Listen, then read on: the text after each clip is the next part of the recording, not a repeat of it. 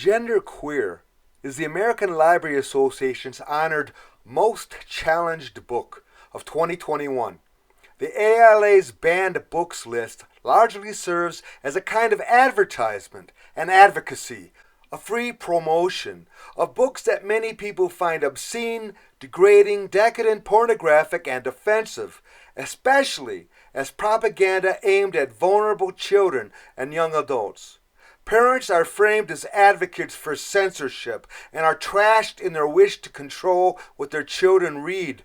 This ALA list of banned books is deceitfully heralded as a noble defense of intellectual freedom, a selective scam that I'll discuss in another video.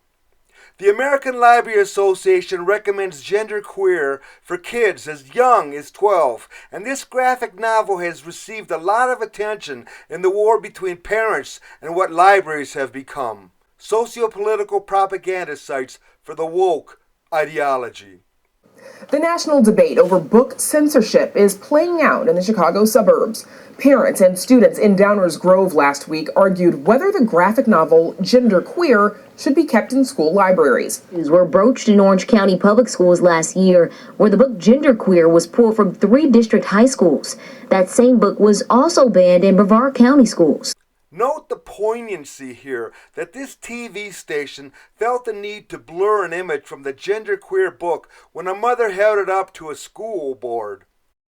This is also in the book Genderqueer at Northwest High School, available for children as young as 14 years old. In another state, excerpts from Genderqueer in the second book are read by an outraged mom to a school board, wherein a board member stops her from speaking because, quote, there are children in the audience, From the author, unquote. Maia Kobabe. Quote, I can't wait to have your cock in my mouth. I am going to give you the blowjob of your life, and then I want you inside me, end quote. From the author, Jonathan Evison. What if I told you I touched another guy's dick? What if I told you I sucked it? I was 10 years old, but it's true. I sucked Doug Goebel's dick, the real estate guy, and he sucked mine too. This is not an oversight at Fairfax High School. Sorry. This material, there are children in the audience here. do not interrupt my time. Do not interrupt my time. I would like to remind I will everybody stand here until my time is restored and my time is finished. These books are in stock and available in the libraries of Robinson, for high school students, Langley, ma'am. and Annandale High School. Pornography is offensive to Madam all Clerk. people. It is offensive to common decency. It is the reason why the MPAA Is our next speaker. Just picture your 14, 15, or 16-year-old finding this book, curling up in a chair, and delving in. I'll begin. I was 11 or 12 years old, the first time I can remember fantasizing about having a penis. I was lying fully clothed on a hillside under an open sky. I held a folded handful of grass between my legs. Ma'am, are you reading from a book? Oh, absolutely. The book that's in your I don't think that's library. appropriate. There's young people in the audience. Of course, it's appropriate. Now, this case is heading to city council members here in Liberty Lake. The book itself has illustrations of sex acts that are too graphic to show you on TV. Hello, my name is Karen Loazo and I work at the Route 9 Library. And today I will be reading Genderqueer by Maia Kobabe. I bought this book cheap, used, from a thrift shop, so I haven't supported the author or publisher. Genderqueer is 240 pages long. Do you think the parts that need to be read and seen to assess the merits of this cartoon book for young adults are, in fact, actually read by the waves of librarian hustlers who push this stuff with their sanctimonious virtue signaling about free speech at their respective libraries? They won't tell you, read you, the whole truth. They're discreet with what they pass along in overview, so I'm going to review this book in detail here. But to begin, here's what the author of Genderqueer has to say to her critics, those many that argue that this material isn't suitable for kids as young as 12. Why do you think your books have been so controversial? Queer's in the title. Yeah, but Right, queer is in the title. It's on the cover. I do think that graphic novels are more vulnerable to book challenges in this era of social media than prose novels, although prose novels are also getting hit, partly because you can take a picture of an image pulled out of context and it can go viral online. Her images are taken out of context? Yeah, right. Let's put one of her most troubling images, this one, into context. And for further context, I'll be highlighting later the primary themes of her graphic novel that further inform what's going on here. This image comes up a lot in Parental Complaint. Unfortunately, you've got to see it and know the full context to understand what's at stake in parents' objection to this novel. We can't talk about it in the abstract the way so many banned book supporters, including librarians, do when reading and showing much tamer excerpts online. What's going on here, supposedly for kids as young as 12? It's a blowjob, fellatio, pornography by traditional definition. But it's not only that. There's a lot more context to this image. We're looking at two women engaged in a bizarre kind of sex act. I still can't understand this, really. One of the women, and I'm not sure whether it's the author or her sex partner, has strapped on a dildo, and the other woman is sucking on it. For 12-year-olds? And here's some more about its context. This is how the author, Kobabe, describes how she ended up doing this. She wanted to have sex with a stranger. Maia's queer sister is noted to be happy to help Maia find a stranger for a sex partner. Towards that goal, Kobabe lines up 6 potential females via the internet for her sexual experiment. The first is dismissed as an alcoholic. After meeting a second candidate in person, it is deemed that this person will suffice, and Kobabe provides to her prospective partner a list of what she is willing and not willing to do. Definitely no penetration of any kind in this sterile sexual encounter. This second stranger lined up for sex actually fits a cartoon image for gay pornography. After all, this stranger is, no joke, in real life, the manager of a sex toy shop. And by the way, the fact that Kobabe is infatuated with gay porn has nothing to do with how we might categorize her own graphic novel. Here, a friend in her car says, "I'm not really into slash or gay comics." And Kobabe replies, "What? Really? I thought gay porn was universal." Well, it seems pretty universal in her own book, along with her obsession with being male and getting a blowjob. In this regard, what's going on here? She dangerously fantasizes, pretending she's male, masturbating while driving her car. How often do you think librarians read such excerpts in their pompous banned book readings, blows and blowjobs for free speech? Is having sex while you're tooling down a road a good idea for kids or anyone? One of Kobabe's other stated obsessions is androgyny. Camille Paglia, a controversial feminist and self-defined as transgender, has an interesting take on this term, socially and historically. Now, I began all my studies, my book Sexual Personae began as a dissertation at Yale graduate school on androgyny. I've always been fascinated, attracted to the subject of androgyny, and that's what the Sexual Personae is. I explored it in history. But the more I explored it, I realized that that historically, the movement toward androgyny occurs in late phases of culture, okay, as a civilization is starting to unravel. Judging by what Kobabe has selected to highlight here to represent her non-fictional life, she's wrong about a personal base of androgyny. The bizarrely disturbing foundation of this book is not androgyny. Its central theme is actually Kobabe's own misogyny. And no librarian, and certainly not the American Library Association, is calling her on it. In the chosen vernacular of genderqueer, they don't have the balls to do it. Born a girl, Kobabe hates everything female. If a male dared to say the things she champions, indeed abject hatred of everything feminine, he'd be justifiably crucified. Kobabe assails not just some of the stupid historical social conventions surrounding girls and women, but, and this is key to this profoundly damaging book to other young girls, the very biological female foundation. All the past decades of feminist activism towards respecting and celebrating women is simply brushed away, debased, destroyed here. And the blind ALA and all its diversity inclusion groupies are criminal in advocating such a degrading anti-female worldview. It's especially ironic insofar as well over 80% of all American librarians and library workers are women, at least so defined by the ALA's own statistical tallies. Incredibly, the novel even self-refers clearly to the author's forced recognition of her own misogyny.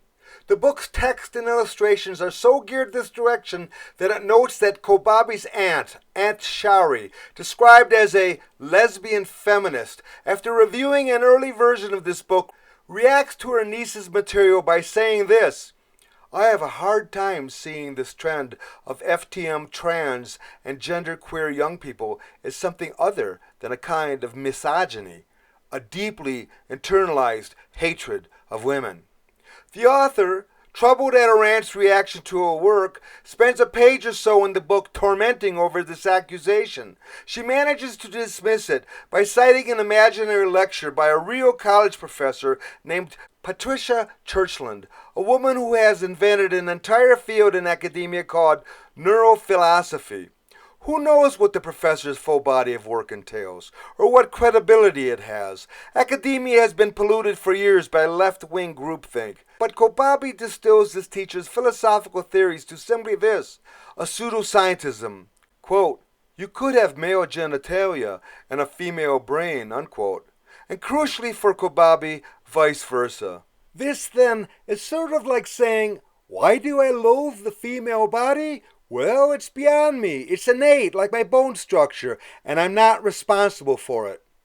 But even if Churchland's speculative theories are right, and philosophy is hardly an objective science like math or some of the hard sciences, and Kobabe interprets them correctly, it's one thing to long for another reality, and it's quite another to despise the one you have. Having a male brain and a female body doesn't at all equal contempt for women. On the contrary, the male brain loves, desires women because that is the foundation of human interconnection and procreation. It would be difficult, no impossible, to prove that hating women, hating yourself, is something viable in the truly natural world, and not an errant, apologetic, and false rationalization for one's own neuroses invented on the fly. What about this? I was 11 or 12 years old, she confides, the first time I can remember fantasizing about having a penis. She even pretends in the book that she has that male appendage via a clump of grass at her groin, and even fantasizes to orgasm while driving that car, that she's getting what's known in the street vernacular a blowjob. I dreamed, she writes elsewhere, about having a massive painful boner that lasted all day. Another time I dreamed of waking up with a well-groomed beard. This weird male fantasy falls prey, of course, to Sigmund Freud's old penis envy theoretical paradigm, anathema to any feminist worth her salt, and considered by many to be one of the ultimate degradations of and insults to women. That females, the sacred reproductive avenue of life itself, are innately lacking. Craving the male appendage, Kobabe even writes, I assign sensation to a body part I don't have all the time. Sometimes I can almost feel where it would be resting against my thigh. Early on, Kobabe lists what she describes as her demons. The list includes girly clothes, getting my period, swimming, bathing suits, and boobs. All these things, she proclaims to realize, were about gender. If I could just remove my entire reproductive system, that would be ideal. Eventually, the author decides that the term autoandrophilia describes her well, referring to, quote, a person assigned female at birth who is sexually aroused with the thought or image of having male genitalia or being a man, unquote. It's no wonder then that the honest key to understanding this author is simply that, as she describes it herself, she's a mess.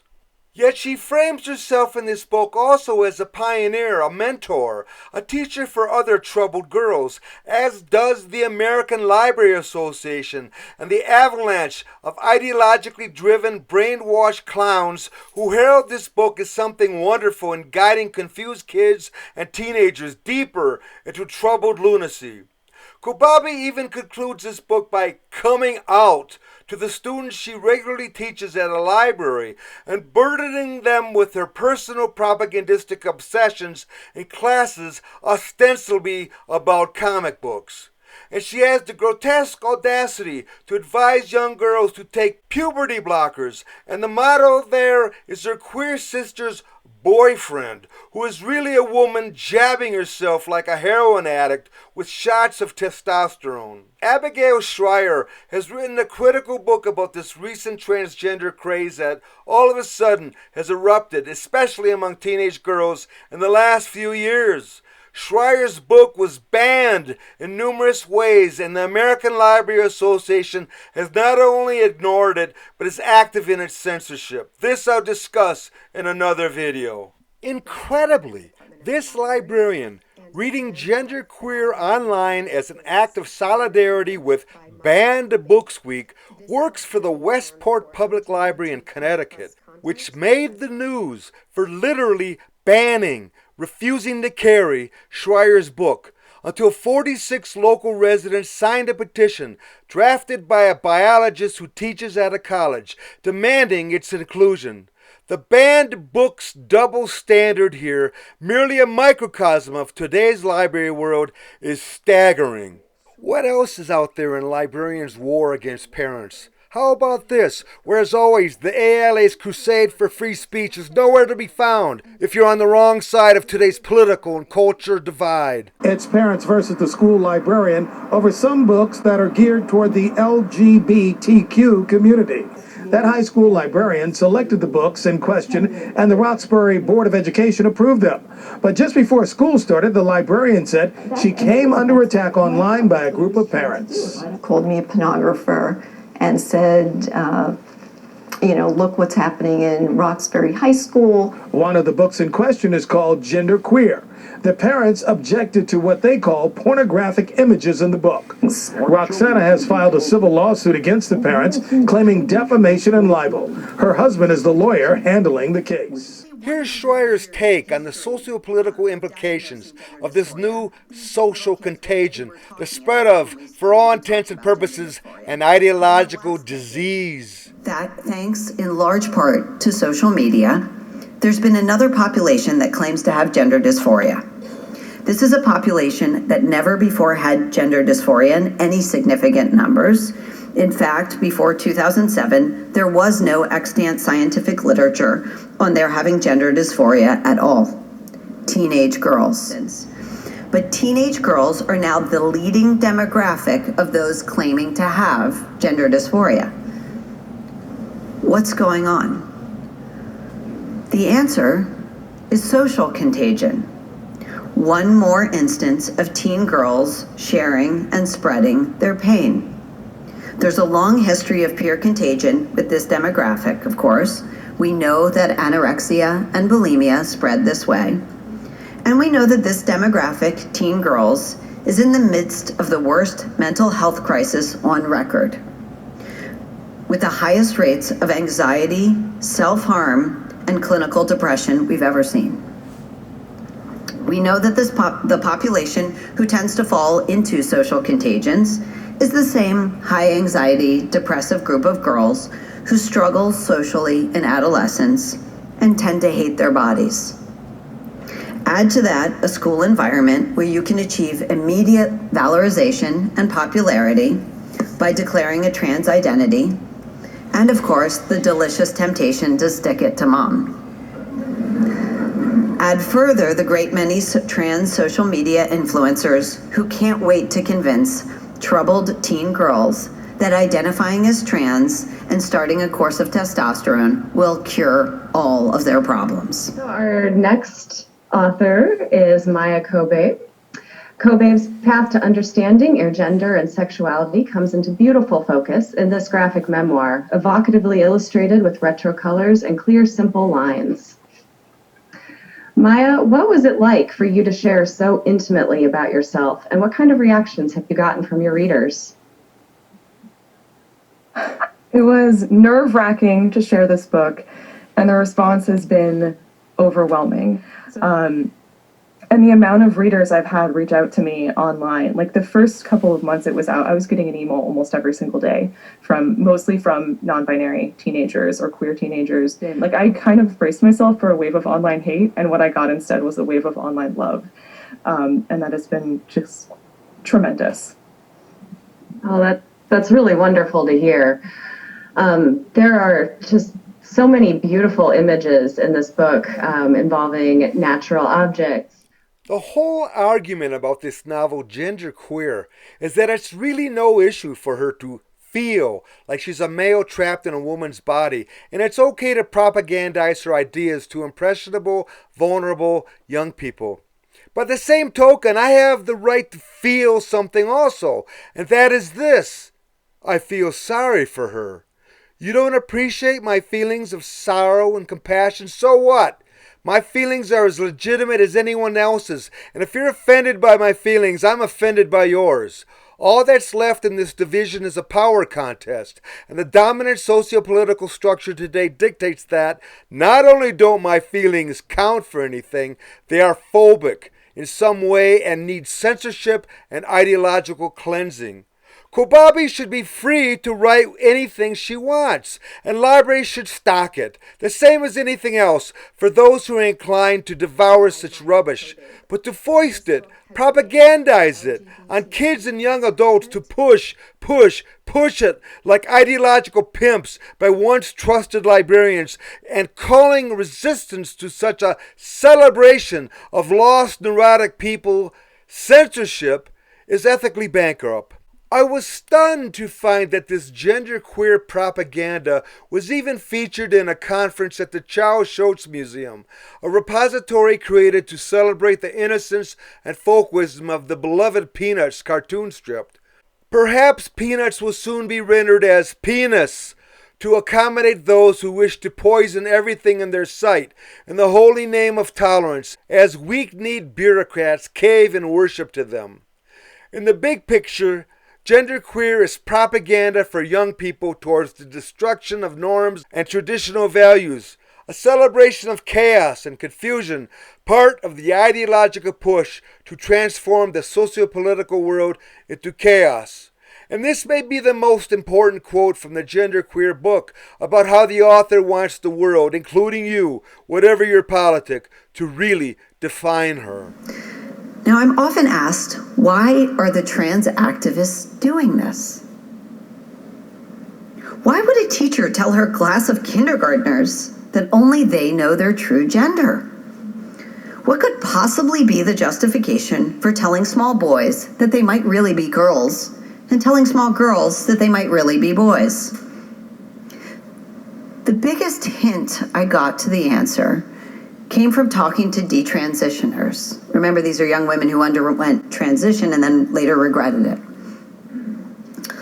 Again and again, they told me that while they were transitioning, they were angry, they were sullen, and they were politically radical. They very often cut off their families. They were coached in this by transgender influencers online, and they rushed toward their new glitter families. You'll often see gender-confused people among the ranks of Antifa or at Black Lives Matter rallies. Having turned against their families of origin, they are easy prey for those who recruit revolutionaries. Put another way, the chaos is the point.